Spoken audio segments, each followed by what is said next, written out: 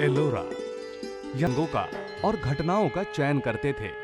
फिर उन देव देवताओं को, खासकर भगवान शिव जी को, क्रोध, प्यार, नफरत, संवेग और अनुकंपा जैसी भावनाओं के साथ पत्थरों में से हूबहू तराशते थे।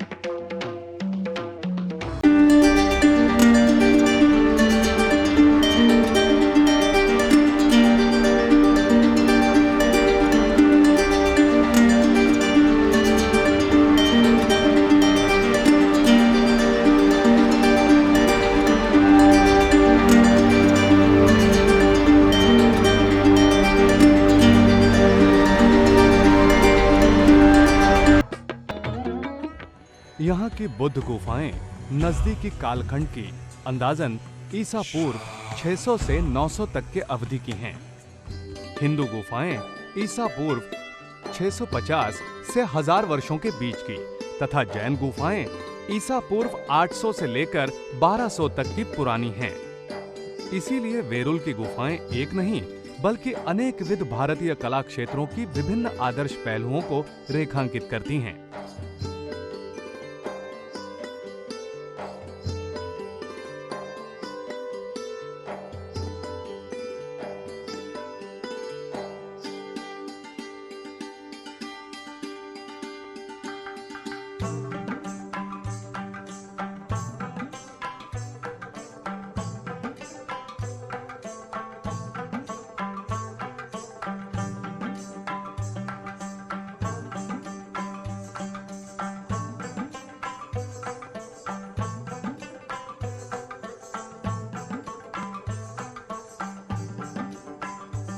वेरुल की गुफाएं 3 किस्म की हैं। पिछली दीवार में मंदिर और विश्राम कक्ष सहित विहार, जैसे गुफा क्रमांक 3 और 5। पिछली दीवार से अलग और चारों तरफ गलियों वाले मंदिर के साथ विहार, जैसे गुफा क्रमांक 7 और 8।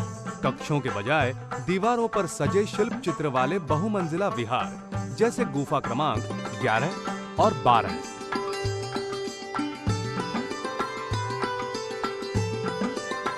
हिंदू गुफाओं का समूह पहाड़ के बीच वाले हिस्से की ढलान पर है।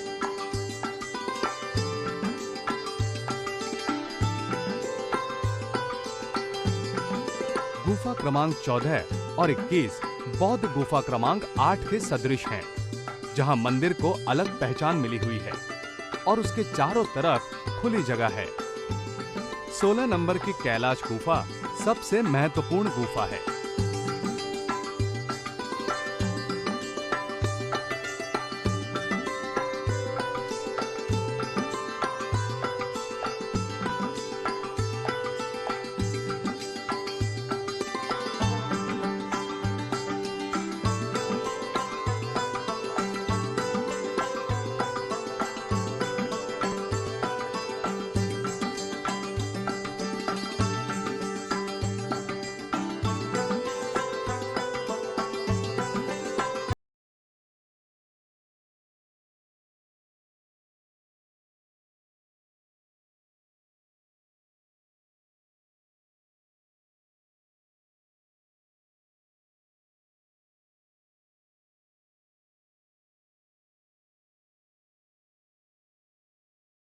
भले ही अजंता जैसी नैसर्गिक खूबसूरती वेरुल को ना मिली हो,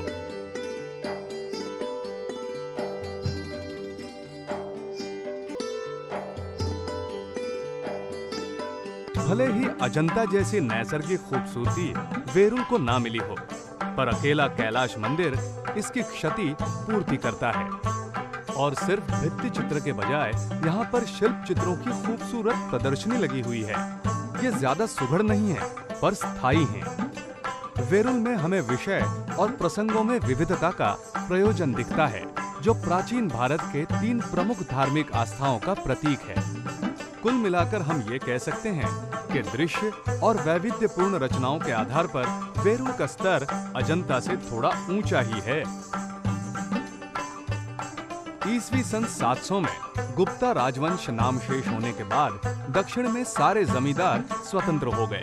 उनकी राजकीय महत्वाकांक्षा, सोच विचार, रुचि अरुचि, पूर्व ग्रहों के साथ कई प्रभावशाली प्रादेशिक व्यक्तिमत्व उभर कर आए। इन्हीं व्यक्तिमत्वों का प्रभाव तब के जनजीवन नागर संस्कृति में दिखाई देता है। मदुराई और एलिफेंटा स्थित शिल्पों में और मंदिरों में इन्हीं प्रादेशिक चरित्रों को कलात्मक रूप में दिखाया गया है। वैसी ही रचनाएं वेरुल में पाई जाती हैं। अगर मनुष्य के हाथों धरती पर अब तक के कार्यकाल में कोई सबसे अलग और आश्चर्यजनक स्मारक बना हुआ है तो वो है कैलाश मंदिर। इंसान का मन, दिल और हाथों के अनोखे संगम से निर्माण हुई कलाकृति का यह उत्तम उदाहरण है। कैलाश मंदिर हिंदुओं की वास्तुकला के प्रति आस्था की निर्णायक सीमा दर्शाता है और इसीलिए खुद की एक खास श्रेणी निर्माण करता है। ये संपूर्ण भवन आत्मविश्वास और साहस के साथ मजबूत पत्थरों में से तराशा गया है। मंदिर के प्रमुख विभाग को आयताकार द्वीप बनाने के लिए ऊर्ध्वता से खुदाई के तंत्र का उपयोग किया गया है। पहाड़ पश्चिम दिशा के सम्मुख होने की वजह से मंदिर की धुरी पश्चिम से पूरब की ओर पंक्तिबद्ध है। मंदिर के ऊंचे चबूतरे पर स्थापित है, जिसके मध्य में एक कक्षिका में भगवान शिव जी का लिंग रूप में अधिष्ठापन किया गया है।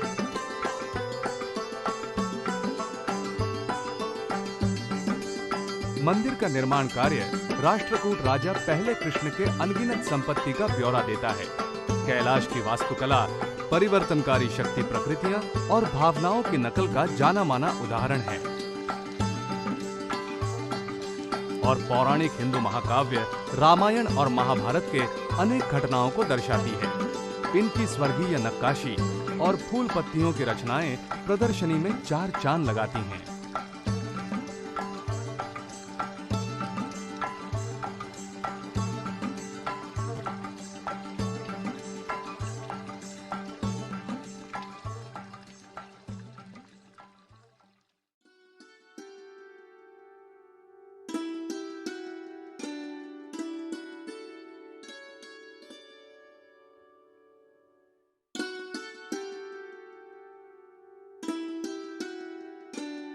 औरंगाबाद से 15 किलोमीटर की दूरी पर वेरुल की तरफ जाने वाली सड़क पर दौलताबाद का किला स्थित है। इस अभेद्य किले ने दिल्ली के मध्ययुगीन सुल्तानों के बहुत से हमलों को शिकस्त दी है। 12वीं सदी में यह किला दक्षिण के हिंदू राज्य की राजधानी हुआ करता था। दक्षिण के राजाओं के सारे सैनिकी अभियान इसी थाने से नियंत्रित होते थे।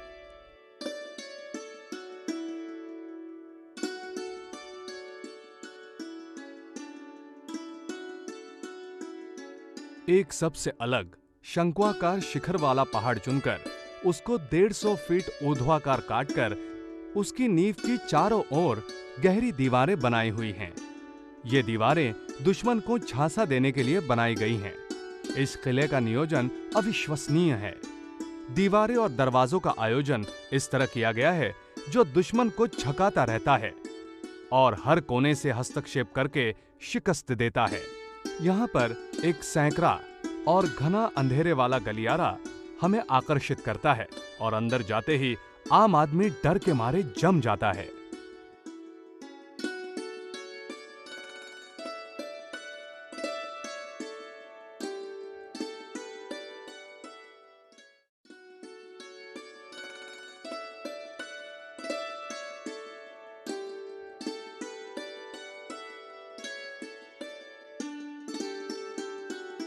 पंचक्की।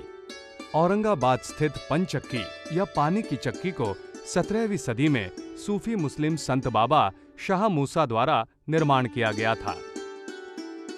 पंचक्की का अहाता 12वीं सदी में भारत यात्रा पर आए हुए महान सूफी संतों का आवास हुआ करता था।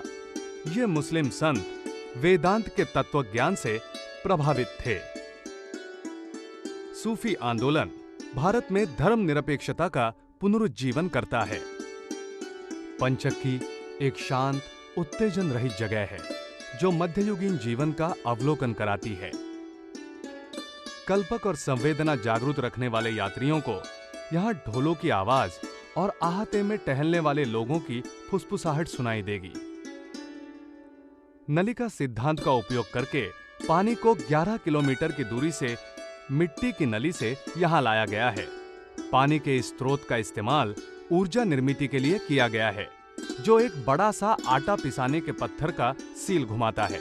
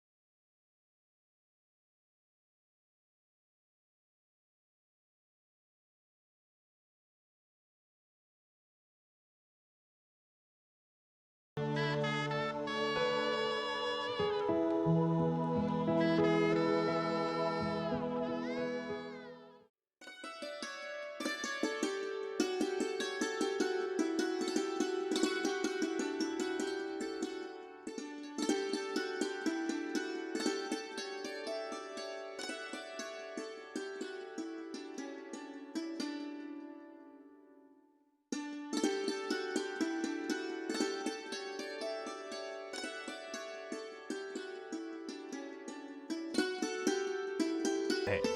इसीलिए यहाँ पर बुद्ध सभ्यता के भी पुरावशेष मिलते हैं। गुप्ता राजवंश के समय जब ब्राह्मणों का वर्चस्व था, तब की कुछ निशानियां दिखाई देती हैं।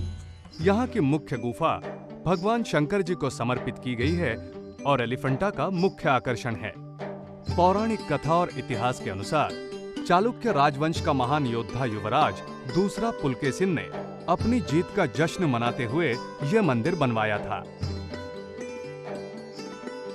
कुछ इतिहासकारों का मानना है कि इन गुफाओं का निर्माण कालचुरी राजा कृष्ण राजा ने एलिफेंटा की गुफाओं में पौराणिक कथाओं में वर्णन किए गए शंकर भगवान के जीवन से जुड़ी कथाओं का बहुत प्रभावशाली रूप से चित्रण किया गया है। वेरुल की गुफाओं में चित्रफलकों पर भगवान शंकर के साथ अन्य देवताओं को भी स्थान दिया गया है।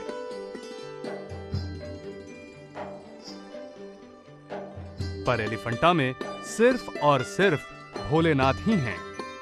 एलिफेंटा में एक दिन गुजारा मतलब किसी अन्य लोक की सफर करने जैसा है, या यूं कहिए कि भोलेनाथ की दुनिया का सफर करने जैसा अनुभव होता है।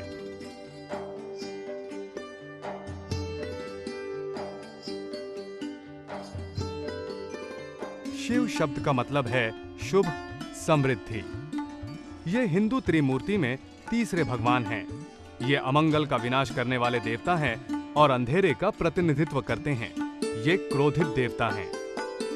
हिंदू विचारधारा की मान्यताओं के अनुसार निर्मिति का विनाश अटल है। पुनर्निर्माण करना और जो नष्ट होता है उसे जतन करना ये शिवजी का प्रमुख कार्य है।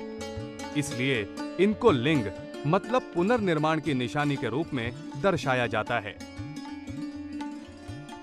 शिवजी का अस्तित्व अलग अलग रूप में होता है, फिर भी सामान्य रूप से इनका चित्रण सांवला रंग, नीला गला और पैरों को मोड़कर बैठा हुआ सन्यासी ऐसे किया जाता है।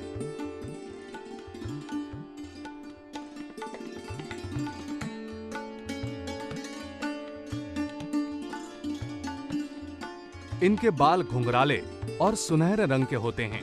उन बालों का माथे पर जुड़ा बनाया होता है और उस पर चंद्रलेखा होती है। हिंदुस्तान की पवित्र नदी गंगा इनके जुड़े पर दिखाई देती हैं। भोलेनाथ को 4 हाथ और 3 नेत्र होते हैं।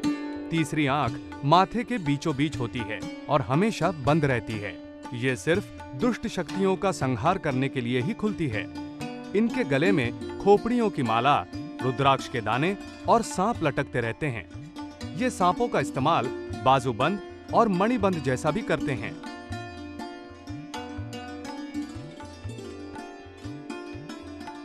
शिवजी के एक हाथ में त्रिशूल होता है, जिसके साथ डमरू बंधा हुआ होता है। दूसरे हाथ में शंख होता है और तीसरे हाथ में जपमाला या फिर धनुष। चौथा हाथ रिक्त होता है और हमेशा आशीर्वाद और रक्षा के हेतु ऊपर उठाया हुआ होता है। जो कोई इस देवता की शरण में जाता है उसे मोक्ष की प्राप्ति अवश्य होती है। ये कमर पर बाघ या तेंदुए की खाल पहनते हैं। बाकी शरीर अनावृत होता है। पूरा शरीर सन्यासी की तरह बभूति से लिपा होता है।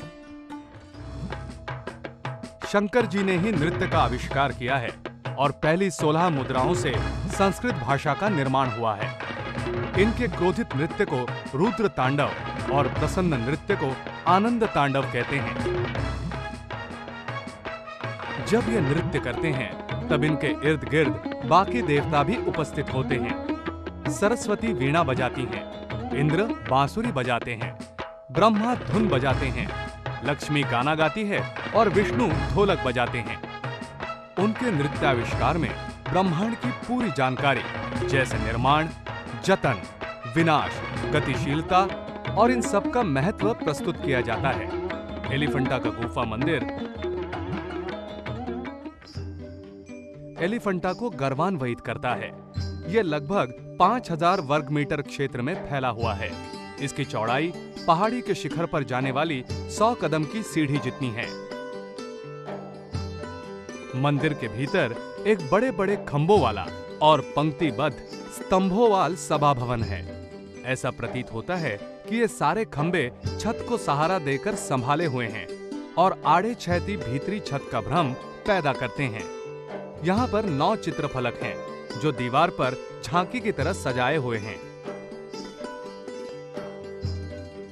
हर एक चित्रफलक शिवजी के चंचल स्वभाव विशेष को, खासकर दृष्टांत को चित्रित करता है।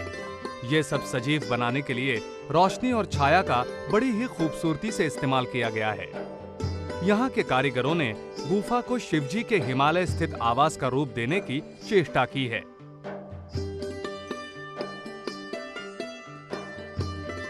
गुफा के भीतरी स्तंभ जो छत को सहारा दिए खड़े हैं, उन्हें जानबूझकर अनलंकृत रखा गया है ताकि चित्रफलकों का शिल्प सौंदर्य खुलकर उभर आए। गुफाओं के 3 मुख्य द्वार हैं, जहां से अलग-अलग ऋतुओं में प्रकाश अंदर आता है और हमें एहसास कराता है कि ऋतुओं के साथ-साथ मूर्तियां भी घूम रही हैं।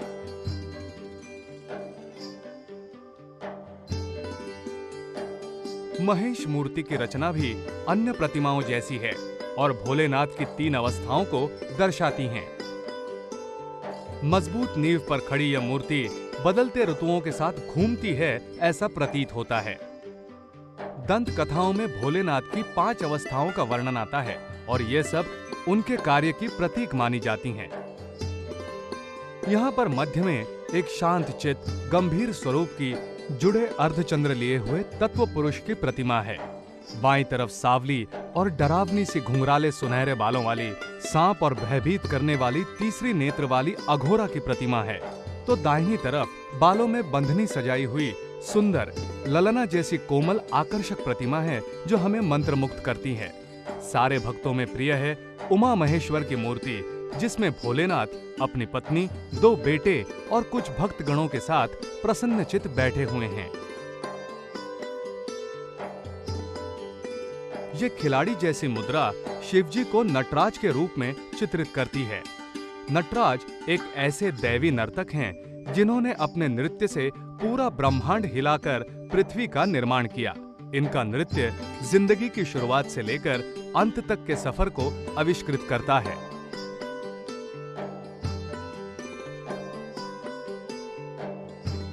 इस चित्रफलक पर शिव पार्वती विवाह समारोह का चित्रण किया गया है। यह विवाह भी आगे घटने वाली अप्रिय प्रसंगों से वंचित नहीं था।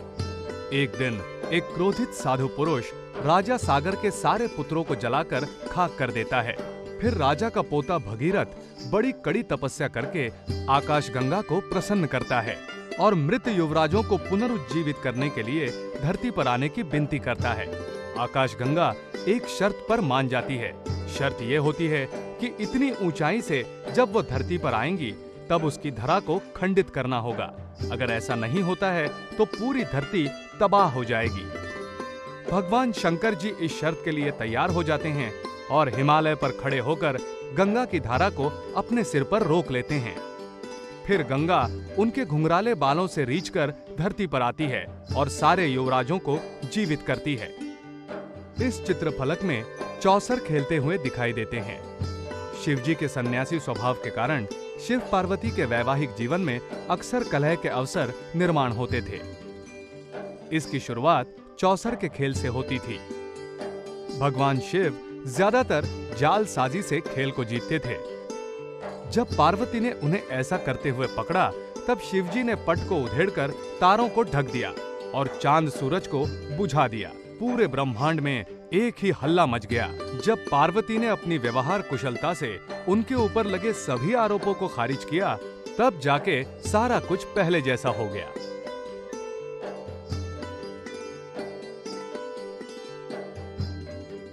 इस चित्रफलक में असुर रावण को हिमालय यात्रा करते हुए दिखाया गया है। हिमालय का कैलाश पहाड़ शिवजी का निवास स्थान है। पौराणिक कथाएं कहती हैं कि जब रावण हिमालय में भ्रमण कर रहा था, तब उसका रथ स्कंद के जन्म स्थान पर आकर रुक गया। जब रावण ने पूछताछ की तो पता चला कि कैलाश पर शिव पार्वती प्रणयाराधन कर रहे हैं, इसलिए नंदी ने रथ को रोका हुआ है। रावण गुस्सा हो गया और उसने पूरा का पूरा कैलाश पर्वत उसकी नींव से ही ऊपर उठा दिया। पार्वती घबरा गई, पर शिवजी ने उस पहाड़ को अपने पैरों की उंगलियों से नीचे दबा दिया। रावण पहाड़ी के नीचे दब गया, तब गिड़गिड़ाने लगा। पार्वती ने रहम खाकर शिवजी को रावण के हजारों सालों की तपस्या याद दिलाई। शिवजी शांत हो गए और उसे माफ करके लंका वापस जाने के लिए छोड़ दिया। इस चित्रफलक में अर्धनारीश्वर चित्रित किया गया है। इसमें शिवजी का आधा शरीर नर का और आधा शरीर नारी के रूप में दिखाया गया है। जब विश्व का निर्माण हुआ, तब ब्रह्मा जी ने सजीव प्राणियों की निर्मित की, पर ये सारे जीव प्रजनन करने में असमर्थ थे, क्योंकि ब्रह्मा जी ने नारी जाति के निर्माण में लापरवाही बरती थी। इस असमंजस से बाहर निकलने के लिए ब्रह्मा जी शिवजी के पास मदद मांगने गए। शिवजी ने तुरंत अपने आधे शरीर को नारी में परिवर्तित किया। दोनों हिस्सों का यौन मिलन हुआ और सारे सजीवों का प्रजनन हुआ। ये आंध्र योगिनी की प्राचीन मूर्ति है। इसे 2 हिस्सों में बांटा गया है। पौराणिक कथाओं के अनुसार यह एक युवती थी जिसका विवाह शिवजी के साथ हुआ था। विवाह के पश्चात बहुत से अलग अलग कारणों के लिए वो उनकी अर्धांगिनी बन गई। भारतवर्ष में अभी भी विवाह को तन और मन का मिलन मानते हैं।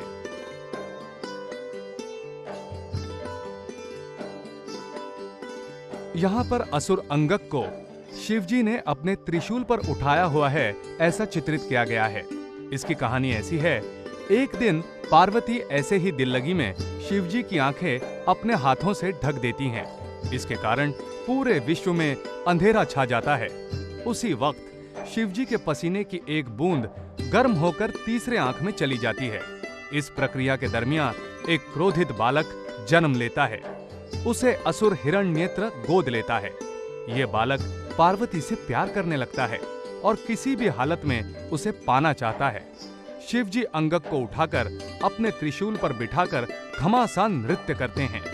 अंगक डर के मारे सब कुछ भूलकर शिवजी का भक्त बन जाता है। शिवजी उसे अपने घर ले आते हैं। पार्वती उसे अपने पुत्र के नाते स्वीकार करती है।